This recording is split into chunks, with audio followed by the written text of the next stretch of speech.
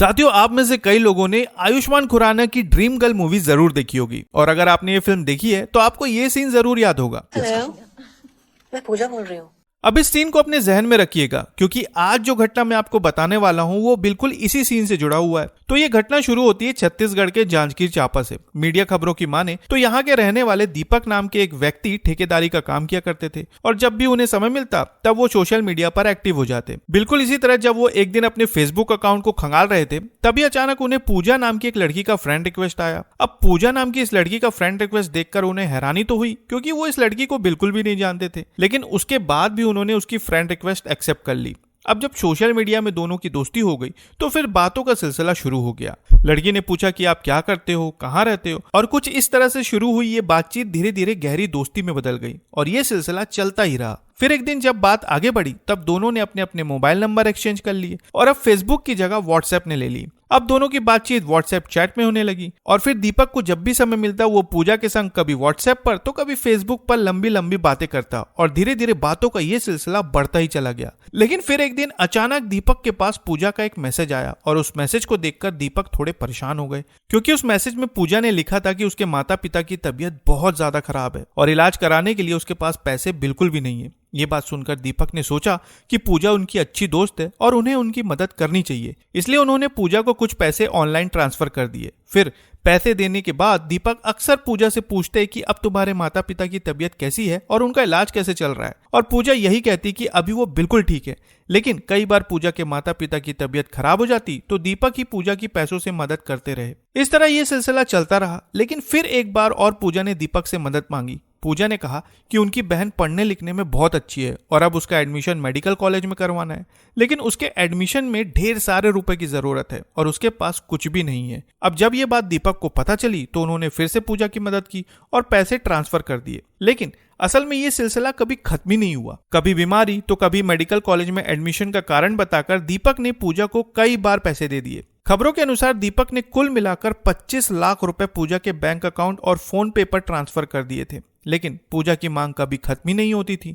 आए दिन उसके जीवन में कोई ना कोई परेशानी आती ही रहती थी और दीपक हर बार उसकी मदद करते। लेकिन फिर एक दिन दीपक को पूजा पर शक होने लगा। उन्हें लगा कि ये हर बार बस पैसे ही मांगती रहती है, जरूर कुछ गड़बड़ है। और तब जाकर उन्होंने पूजा के मोबाइल नंबर और बैंक खातों की जांच शुरू की और इसके बाद जो सच सामने आया उसे देखकर उनके पैरों तले जमीन खिसक गई। पता चला कि पूजा साहू नाम की कोई लड़की है ही नहीं, बल्कि ये कोई और था जो लगातार पूजा बनकर दीपक से पैसे लूट रहा था। अब जैसे ही दीपक को इस बारे में पता चला उन्होंने तत्काल अकलतरा थाने में इसकी शिकायत दर्ज करवाई और शिकायत मिलते ही पुलिस जांच में जुट गई। जांच के दौरान पुलिस को पता चला कि ये पूरा चक्रव्यूह करण साहू नाम के एक युवक ने रचा था जो छत्तीसगढ़ के भाटापारा का रहने वाला था। अब जैसे ही पुलिस को इस बात की जानकारी हुई उन्होंने तत्काल उसे हिरासत में लिया और पूछताछ शुरू की। पूछताछ के दौरान शुरुआत में तो वो कुछ भी बताने को तैयार नहीं था, लेकिन जब पुलिस ने सख्त रवैया अपनाया तब उसने एक बेहद चौंकाने वाला सच बयां किया। खबरों के मुताबिक ये बात सामने आई कि करण साहू को लंबे समय से जुआ खेलने की बुरी लत थी और इस वजह से उसके परिवार वाले भी उससे हमेशा परेशान रहते थे। और एक दिन जब पानी सर के ऊपर से निकल गया तब इस बुरी आदत की वजह से करण साहू के परिवार वालों ने उसे घर से निकाल दिया। अब घर से निकलने के बाद उसके पास करने को तो कुछ भी नहीं था। तभी अचानक उसने आयुष्मान खुराना की ड्रीम गर्ल मूवी देखी और इस मूवी को देखकर उसे एक आइडिया आया। उसने सोचा कि क्यों ना लड़की बनकर लोगों को ठगने का काम शुरू किया जाए और बस यहीं से शुरू हुआ उसका पूरा प्लान। उसने सबसे पहले फेसबुक पर पूजा साहू नाम की एक फर्जी आईडी बनाई और कई लोगों को फ्रेंड रिक्वेस्ट भेजी जिसमें दीपक भी था।